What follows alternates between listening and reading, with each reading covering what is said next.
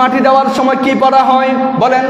মিনহা খালাকনাকুম ওয়া ফিহা নুঈদুকুম ওয়া মিনহা নুখরিজুকুম তারাতান উখরা।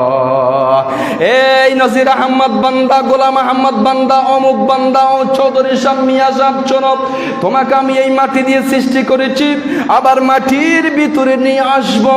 আবার মহান রবের ডাক যেদিন পড়ে যাবে, কিয়ামত যখন কায়েম হয়ে যাবে, মহান রবের ডাক যখন পড়ে যাবে, যেদিন সিংহায় পো দেওয়া হবে ইসরাফিল কর্তৃক, সেদিন আমি বান্দা তোমাকে আবার এই মাটি থেকে জিন্দা করে আমার আল্লাহর কাছে আমি তোমাকে নিয়ে যাব।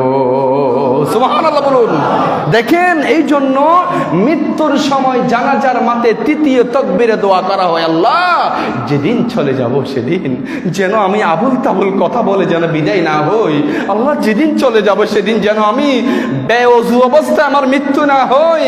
যেদিন চলে যাব সেদিন যেন আল্লাহ আমি ওযু সহকারে তোমার নবীর দিদার পেয়ে পেয়ে আল্লাহ তোমার ওয়াহদানিয়তের কলমার বাণী পড়ে পড়ে ঈমানের জলওয়া পেয়ে যেন আমার আখির আঞ্জাম আমার মৃত্যুটা হয়ে যায়। কোন সুবহানাল্লাহ।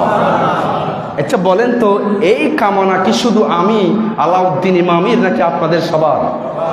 বলেন না, আমাদের সবার আছে না নাই? আমাদের সবার কাঙ্ক্ষিত মঞ্জিল মাকসুদ আশা করতে হবে আল্লাহ, আল্লাহ যেদিন আখির আঞ্জাম হবে সেদিন যেন আমি কালমা হুঁশ জ্ঞান থাকা অবস্থায় আমার মুখ দিয়ে বলতে পারি, লা ইলাহা ইল্লাল্লাহ মুহাম্মাদুর রাসূলুল্লাহ। এটা সাক্ষ্য দিচ্ছি যে আমার কলবে, আমার শরীরে, আমার ডানে, আমার বামে, আমার সামনে, আমার পিছনে, আমার উপরে, আমার নিচে, কুল কায়নাতের ভিতরে এক আল্লাহ ছাড়া আর কেউ নাই। এবং আমি বিশ্বাস করেছি এই পৃথিবীতে রাসালতের দায়িত্ব নিয়ে এসেছেন মুহাম্মদুর রাসূলুল্লাহ। এটাকে বলে ঈমান। এই ঈমান নিয়ে